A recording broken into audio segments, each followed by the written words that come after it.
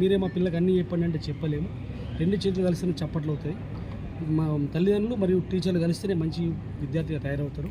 కాబట్టి ఈ సందర్భంగా వాళ్ళ తల్లిదండ్రులందరికీ అలాగే సమాజాలందరికీ కూడా విజ్ఞప్తి ఏంటంటే పిల్లలకు దురలవాట్లకు ఉండే వ్యసనాలకు అందరికీ దూరంగా ఉంచే ప్రయత్నం చేయండి. ఈరోజు ఆమె చనిపోవడం వల్ల మొత్తము రాష్ట్ర వ్యాప్తంగా ఉపాధ్యాయులందరూ కూడా చాలా దుఃఖంతో భారంతో ఉన్నారు.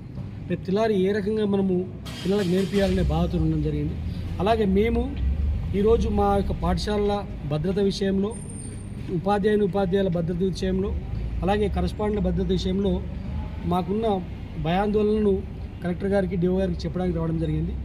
వారు గమనించి ఏదైతే హాస్పిటల్కు భద్రత ఎలా ఉందో అలాగే మా స్కూళ్ళకు కూడా అలాంటి భద్రత ఇవ్వాలని చెప్పేసి మేము విజ్ఞప్తి చేయడం జరిగింది. వారు కూడా సానుకూలంగా స్పందించి ఈ విషయాన్ని పైకి తీసుకెళ్తారని చెప్పడం జరిగింది. కాబట్టి తల్లిదండ్రులకు విజ్ఞప్తి చేసినాం ఏంటంటే మీ యొక్క పిల్లలను జాగ్రత్తగా చూడండి, మోటివేట్ చేయండి. కేవలము డబ్బులు ఇస్తున్నాము, చదువు చెప్పిస్తామని కాకుండా వారి యొక్క నడవడిని గమనించండి. Okay, thank you.